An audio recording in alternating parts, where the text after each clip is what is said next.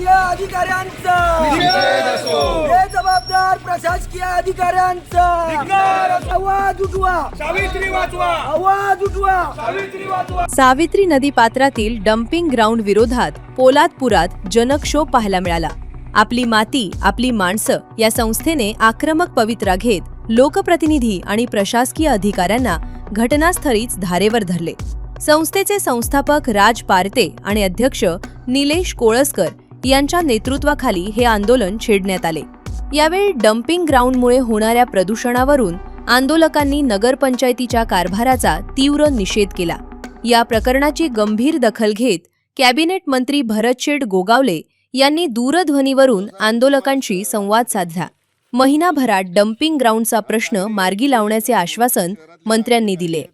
राष्ट्रवादी काँग्रेससह स्थानिक संस्थांनी या आंदोलनाला पाठिंबा दिला असून पोलीस बंदोबस्तात हे आंदोलन पार पडले।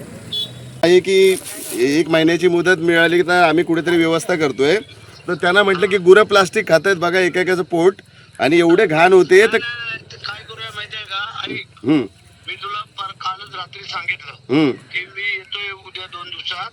एक बे झाला का बोललो जरा बसून मी पलीकडच्या कचऱ्याची व्यवस्था करतो, त्यांनी परवानगी देऊ अगर ना देऊ झालं का ते मी कचरा पलीकडे नेऊन टाकायला सुरुवात करू, आणि मग ते बघतो मी ते MIDC वाल्यांना भ्यांच्या जागा जमिनी आपल्या घेतल्या, सगळ्या घेतल्यात त्यांनी, आणि आपल्याला तेवढी जागा द्यायला त्यांना अडचणी असेल तर परवा 1-2 दिवस फक्त जाऊ द्या, मी आलो का लगेच तिथं हे करून आपल्या काही लोकांना बोलवून शिव आम्ही तहसीलदार प्रांत आणि ते MIDC अधिकारी त्यांना घेऊन जाऊन आम्ही एक जागा तिथे सिलेक्ट करून तिथे टाकायला सुरुवात करतो, आणि मग तिथं काय करायचं आहे, कचरा साठला का मग एकदम तिथं आग लावून त्याचे ते भस्म करून टाकू, असं ते काहीतरी आयडिया करू त्यांना मशीन मिळेपर्यंत।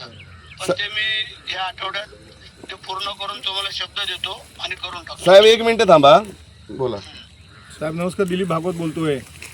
दिलीपराव बोला। अरे साहेब 4 वर्ष झाले मी बोंब मारतोय, आपली लोक लक्ष देत नाहीत। माझं म्हणणं असं होतं की साहेब आता ऐका ना, तुम्ही एक करताय नाही, माझं म्हणणं असं आहे की तुम्ही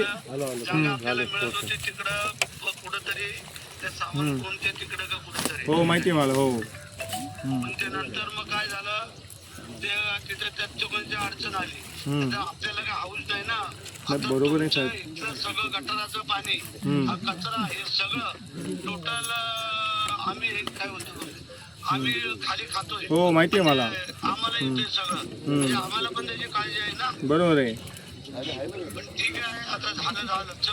नाही पण माझं म्हणणं आहे साहेब, आता जो कचरा आपण नदीत टाकलाय ना तो नगरपंचायतीने साफ करावा, पहिला सगळा काढून JCB लावून स्वच्छ करून जाऊन टाकावा ना, आणि तुम्ही 1-4 दिवसात तुम्ही दुसरीकडे नेऊन टाका कचरा, असं आहे। आता ते स्वच्छ करून आणि जो आमचा कचरा आहे ना हे 2 दिवसानंतर मी आलो का आपली मीटिंग करून मी तो स्वतः पलीकडे तुम्हाला पण बोलवतो, जाऊन आपण ते सगळं चेक करू, कारण हे मध्ये अधिकारी आले पण ते काय बोलत होते इकडे बोलत, तसं नाही, आम्हाला तिथं पाहिजे म्हणजे पाहिजे। नाही बरोबर आहे साहेब, आणि साहेब आपल्याला कचऱ्याची डम्पिंग ग्राउंडची गरजच आहे ना, 90 लाख रुपये साहेब आपण देतो फक्त कचरा उचलून नदीत टाकायला, असं आहे ना, मग तेच आहे ना, नाही म्हणून ते म्हणतो ना, थोडं तुम्ही लक्ष टाकलं तर होईल ना, तर साहेब होणार नाही यांच्याकडनं काय। आता नगराध्यक्ष मॅडम 1 तास लेट आल्या, असं नाही करून चालेल ना। बरं ठीक आहे, बरं ठीक आहे, ओके।